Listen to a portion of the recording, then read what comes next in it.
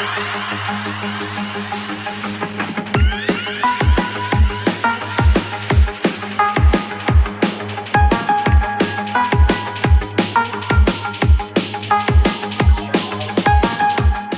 everybody, this is Yannick Collins and welcome back to Oz Living. We are here at the Blockhouse for the Asia Crypto Week, and joining me today is Boris Alergant. He is the head of DeFi at Ripple. So Boris, thank you so much for joining me.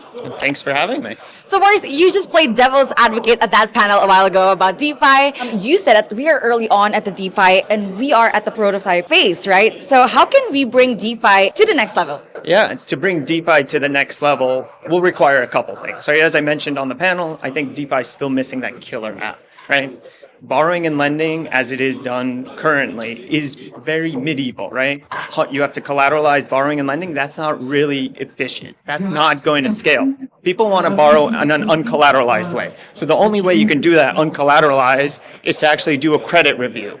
Well, you can't really do a credit review and have anonymity at the same time. Perhaps maybe with decentralized identity solutions, that could be possible. So very much, we're still prototyping. We've shown that the technology works, right? You can do trades, you can borrow and lend, and ultimately, you can create real businesses on top of it. But we haven't seen that next level that leads to that evolution.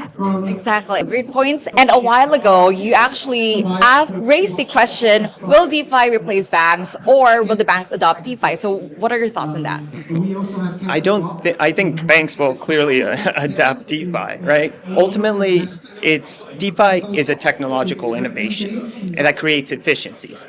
At the end, as a consumer, I don't care if the trade is done through a decentralized manner or a centralized manner.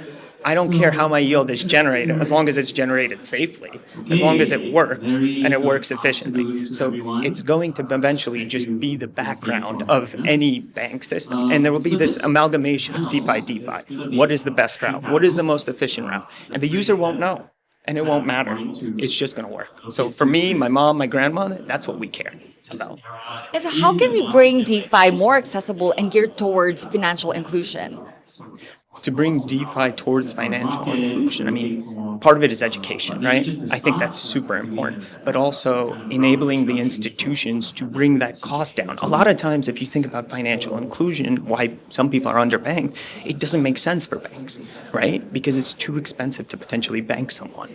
If you can bring that cost down, then there's a value prop for a bank to increase financial inclusion, kind of what I was saying earlier. That's really kind of the path towards it, right? So education and really creating efficiencies, bringing the cost down, making it viable. Well, Boris, I love the energy. I love the passion. Thank you so much for talking to me today. I really appreciate it. Thanks for having me. It's a great conversation.